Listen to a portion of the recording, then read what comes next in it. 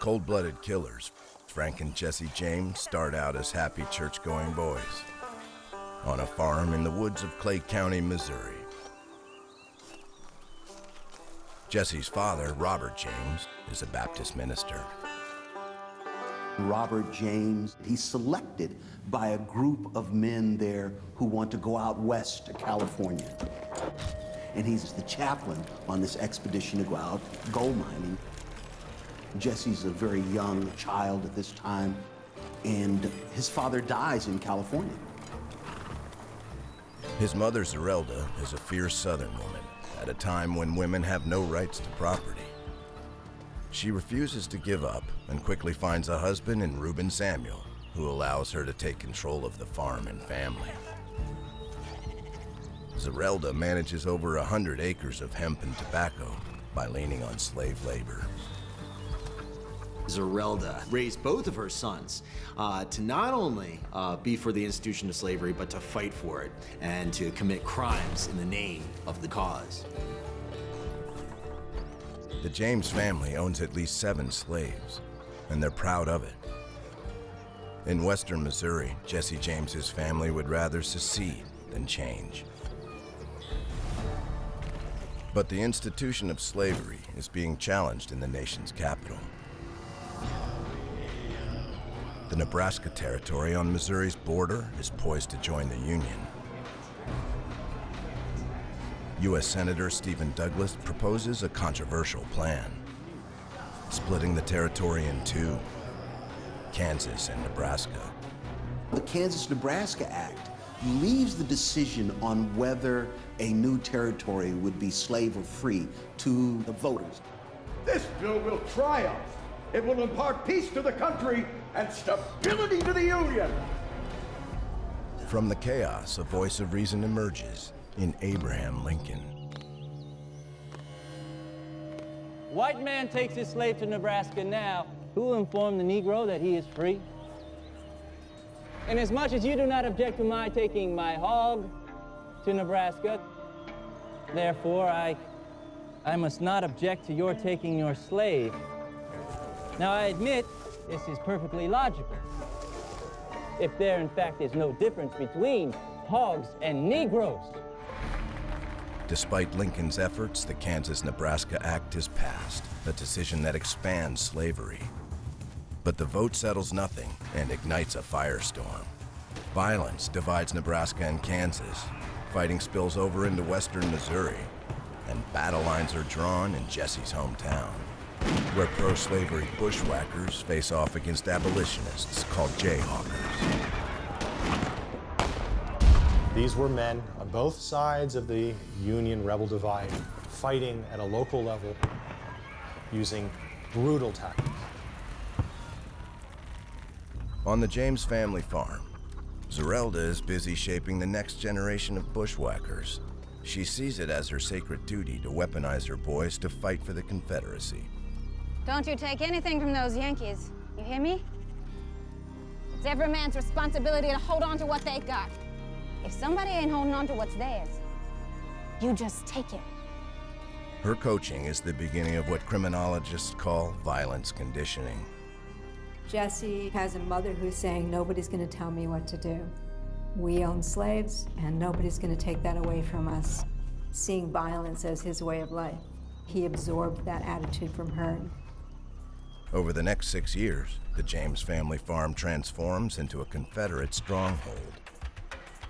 Frank and Jesse are now a force that the North will have to reckon with.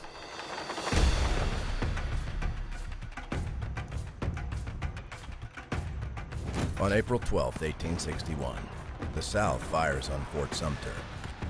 The Civil War begins. Frank James is plunged into battle, fighting in the militia for the Confederate Army. Guerrilla knows that Jesse will soon join him, and both her sons will be at war for the cause. But you're gonna fight for the Confederacy. That's right, Mama. Your way of life. Don't you let me down. Union militia in the area started looking for these bushwhackers. Guerrilla had told everyone that Frank was one of them. Come for your brother, Frank. I don't know where he is. I believe you do, you little rebel son of a bitch.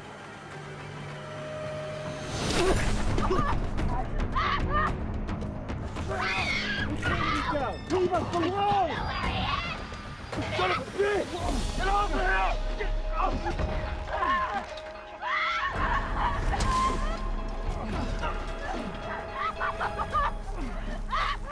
Jesse's stepfather, Reuben, is tortured until he gives up Frank's location. Reuben! Stop it! The Civil War has just landed on Jesse's doorstep. The boy who was once on his way to becoming a preacher is about to transform into a killing machine.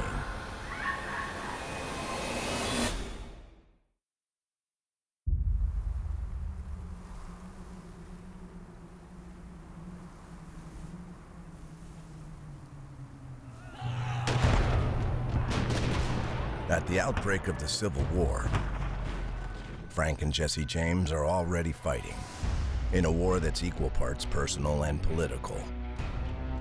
The James brothers grow up in Civil War Missouri, a state divided on the issue of slavery.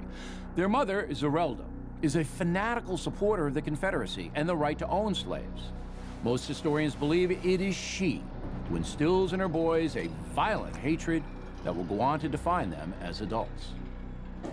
There's Yankee scum around every corner. Just gonna look them right in the eye. Guerrilla was very influential in Jesse's development. He ends up being rewarded for violence and for all of these things that go hand in hand with war. With these guns, you're gonna teach them brutality.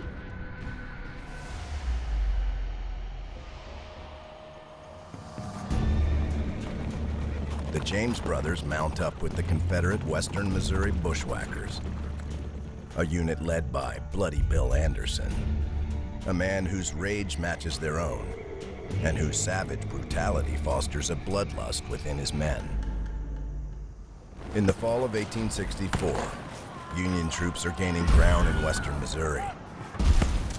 But Anderson's forces fight back through murder and acts of terror.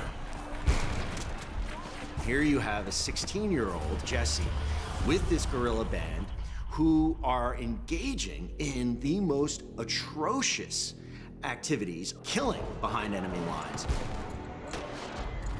Their main targets are the railroads, the lifeblood of the Union advance. On September 27, 1864, Bloody Bill and 80 of his soldiers hijack a train. But instead of supplies, they find something even more valuable. This train has aboard a number of Union forces and home guards that are on their way home. They're unarmed. They really pose no threat, but they've now fallen to Bloody Bill Anderson and his band.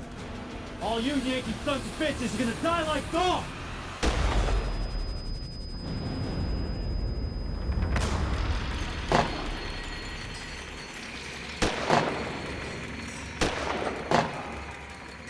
Bloody Bill wasn't afraid to send a message. And it could be pretty brutal. We're talking about cut-out tongues, scalps, desecrating dead bodies. Bloody Bill Anderson had a very deep effect on Jesse James because he was something of a mentor to Jesse. And James was involved in a lot of imitative behavior, doing what Bloody Bill did. The Bushwhackers kill 4 civilians and 22 Union soldiers.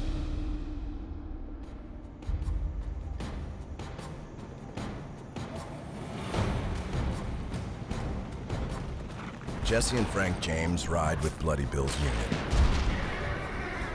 Whoa! Until it's ambushed. Come on, go, go! By Samuel Cox and his men. Samuel Cox, he was a scout turned military leader. And so he trailed and tracked Bloody Bill. Jesse, we gotta get him out of here.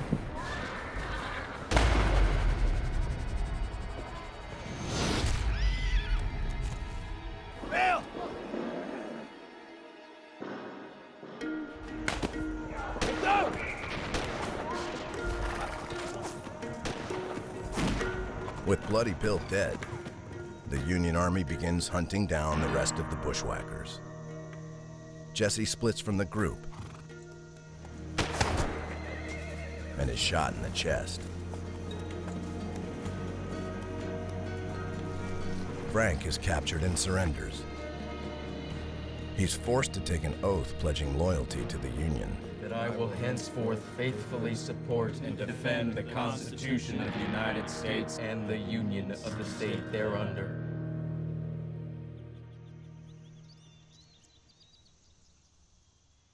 Jesse is a prisoner of war under the Union flag and must surrender before his wounds are treated.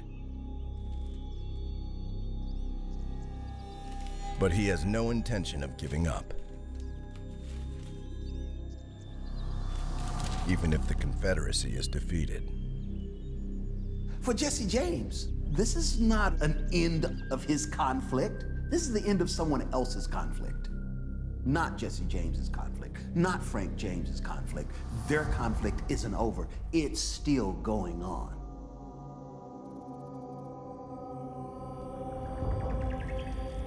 With Northern interests in power across Missouri, Frank and Jesse join forces with a group of brothers who share their fierce hatred for the Yankees. The Youngers lost their father and family home to the Union. They too served under Bloody Bill Anderson in his brutal campaign of terror. The James and Youngers had known each other well before the Civil War. They honed that relationship. They realized the potential they had as a fighting force. What do you reckon's next for us? Well, just a matter of picking the place to strike. Picking the place. Picking the man. They had to do something to strike back against federal authority and everything they saw as being oppressors